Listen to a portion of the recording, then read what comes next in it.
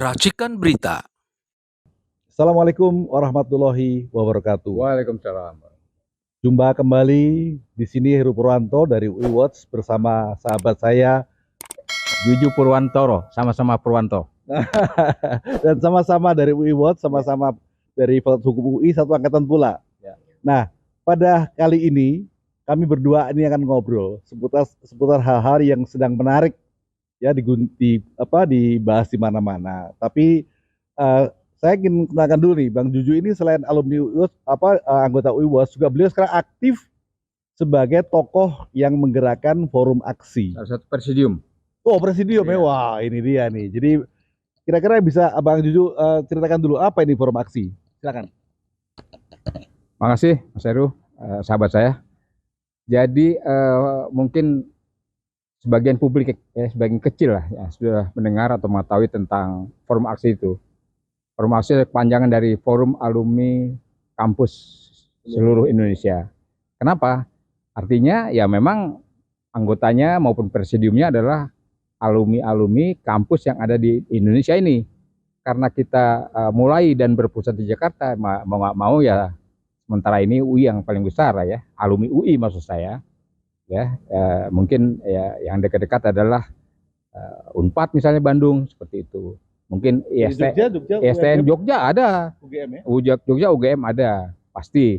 Jawa Timur juga ada Erlangga, seperti itu. Nah, jadi kita terbentuk belum lama Mas Heru.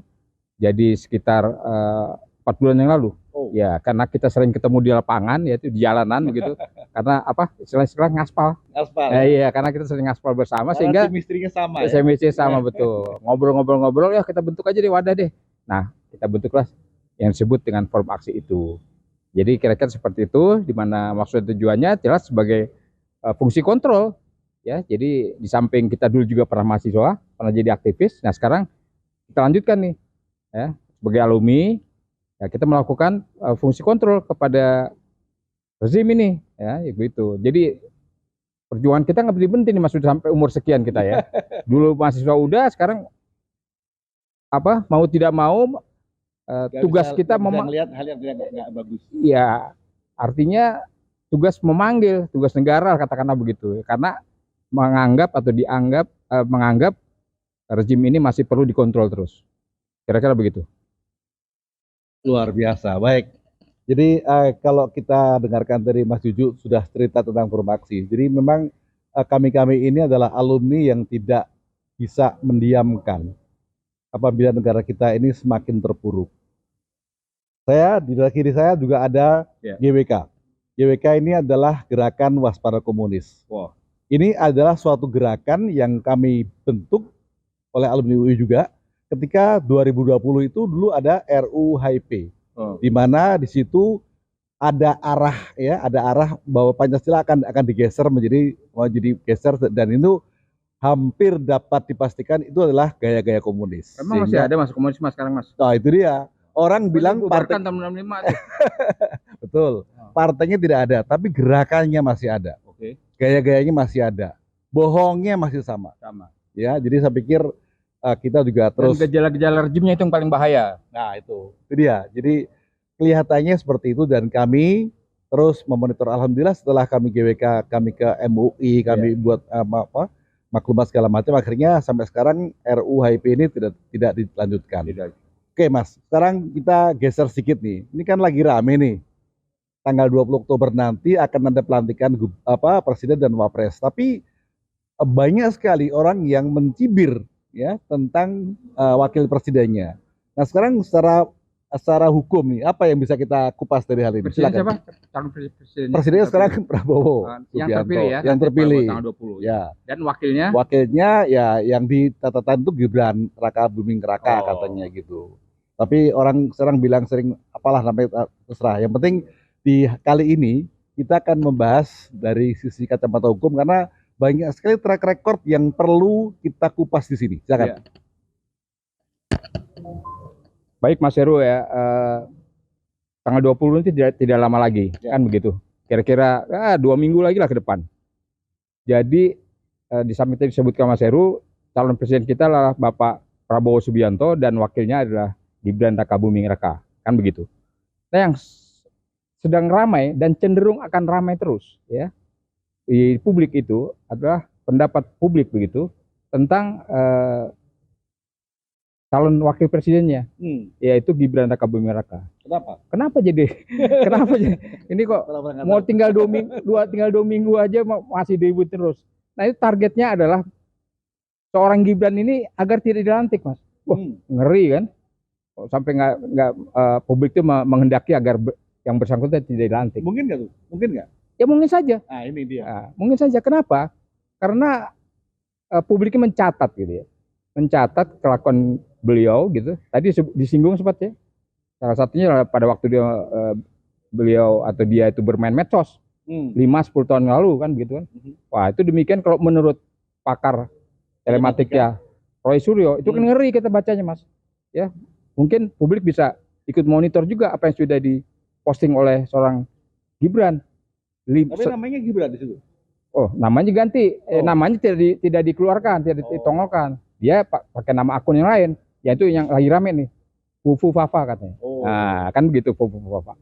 Nah, akun Fufu Fafa ini diselidiki juga oleh seorang ahli telematika tadi, Pak Roy Suryo itu. Ya, bahwa sebetulnya siapa pemiliknya sebenarnya, karena kalau kita kan punya akun ya. Pada waktu punya akun, pada waktu mendaftar kita harus mendaftar nama kita yang sebenarnya. Nama, telepon, nama, email, nomor telepon, alamatnya segala macam, email, kan begitu. Nah, itu terbukti ya bahwa investigasi dari seorang Rusyo itu memang nama yang daftarnya itu seorang Gibran. Kan itu kan anehnya. Jadi tapi faktanya yang bersangkutan tidak mengakui dalam wawancara juga ditanyakan sambil lalu nih. Oh, itu bukan akun saya nggak tahu itu.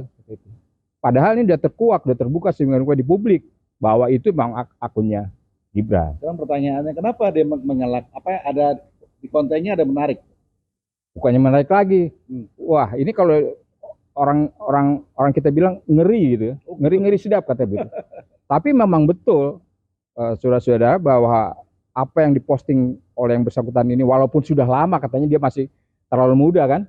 Ya, ini kan masalah hukum, pelanggaran hukum tidak kenal muda atau tua kan begitu. Tapi dia udah dewasa itu. Udah dewasa kan, udah di atas 17 tahun ya. Iya. Jadi itu penuh kengerian-kengerian postingan-postingan bersangkutan. Ada yang bernuansa fitnah, ada yang bernuansa porno, gitu ya.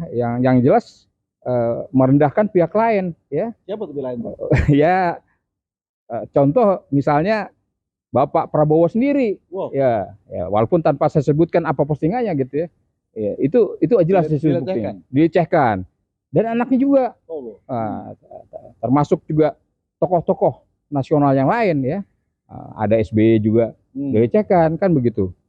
Nah, lagi Jokowi ada nggak Jokowi? Nggak ada. Mungkin bapak temennya teman ketemu kecil ya, artinya itu bapaknya kan begitu. Nah, jadi sangat ngeri kalau kita melihat seorang Gibran itu bisa membuat postingan sampai 5.000 lebih kan, kira-kira begitu. Nah, yang terjadi oleh Biden Cyber itu mungkin kita tidak tahu siapa, tapi ada pihak yang menghapuskan sampai 2.000 lebih dihapuskan. Lah kalau nggak ada apa-apa, tidak terkait dengan seorang Gibran, ngapain nih ikut-ikut dihapus, ngapain intervensi? Ya gitu ya. Dan Badan Cyber ini tahu, Badan Cyber Sandi negara itu kalau hal-hal pelanggaran hukum dalam arti ITE menyangkut orang biasa cepat sekali preventifnya atau kuratifnya ya. Nah, kalau secara hukum begitu cepat sekali, apa dipanggil, apa diproses, itu begitu karena kita ngalamin kan. Itu selalu kita banyak mendampingi aktivis kita di Polda Metro ataupun di Mabes. Ya belum apa dipanggil. Kira-kira ada unsur penghinaan atau pelecehan terhadap negara ini atau pejabat negara, langsung dipanggil kita, Mas.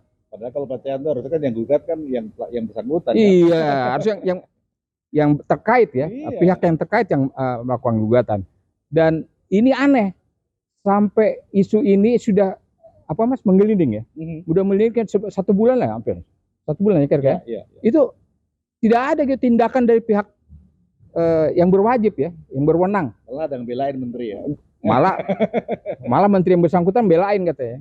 Itu nanti kita ucur. Nanti kapan sampai dengan hari ini tidak terungkap juga. Nah ini kanan-kanan Mas yang Oke. kita Sekarang lihat terkait- gitu Mas. Saya potong sebentar. Terkait dengan masalah akan dilantik, ini kira-kira apa dampaknya ini, Mas? Ya, saya setuju. Artinya kita harus sambil apa namanya? Positive thinking. Ya seperti itu. Kita harus evaluasi seperti itu, bahwa tekanan dari publik itu agar yang bersangkutan tidak dilantik. Ya, tanggal 20 yang 2 minggu lagi itu. Iya. Bagaimana Mas? Bagaimana mungkin kita akan mempunyai seorang wakil presiden yang seperti itu wataknya? Walaupun itu dilakukan 5 tahun 10 tahun lalu, jejak digital itu tidak bisa dihapus begitu. Nah, kalau perbuatan amoral kita sebut begitu, itu nanti terjadi lagi besok atau lusa kan repot kan. Kita punya wakil presiden seperti itu. Jadi kita sangat kita harapkan beliau tidak atau gagal untuk dilantik ya begitu. Dan kalaupun dilakukan pemaksaan, tapi publik ya dari kita mahasiswa, aktivis, LSM gitu tetap menghendaki agar yang bersangkutan tidak dilantik dan sesuai dengan aturan dan peraturan undang-undang. Ya kalau seandainya memang harus dilantik gitu, artinya pihak MPR dalam hal ini harus bertindak dan bersikap untuk menggantikannya. Wah, ini berarti ini peran-peran dari para aktivis untuk segera Betul. mengingatkan MPR. Kita kita tugasnya adalah mengingatkan ya. Mengingatkan. Kalau diingatkan nggak mau ya terserah. Iya. Luar biasa. Jadi dari perbincangan kita ini kita bisa mengambil kesimpulan. Yang pertama bahwa banyak rakyat kita yang tidak sebodoh yang mereka duga. Artinya hal ini sudah viral, sehingga ini menjadi masukan yang bagus untuk para pihak terkait, khususnya MPR, untuk berpikir ulang, ya berpikir 2 kali apabila akan tetap melakukan pelantikan. Nah, yang kedua tadi seperti yang disinggung Mas Juju tadi, kira-kira apa nih Pak PS nih? Apakah beliau tetap akan bersedia? Saya rasa sih ya sebagai manusia, mohon maaf nih bukan saya mendahului ya, sebagai manusia ya pasti beliau juga punya perasaan yang sensitif. Artinya apalagi beliau sudah sepuh. Artinya beliau pasti akan berpikir panjang untuk mengambil langkah supaya ya tidak menjadi penyesalan di kemudian hari. Itu yang dapat kami sampaikan. Mudah-mudahan pencerahan ini menjadi suatu masukan yang bagus buat kita semua. Amin. Dan percayalah bahwa kami di sini tidak ada niat untuk menjelek-jelekan atau tidak suka kepada siapa, tapi kita akan memikirkan bagaimana nasib rakyat kita, nasib bangsa kita apabila kita salah memilih pemimpin. Iya. Ya, jangan sampai kita masuk ke lubang yang sama. Betul. Terima kasih Mas Juju. Ya, Assalamualaikum warahmatullahi Waalaikumsalam warahmatullahi wabarakatuh.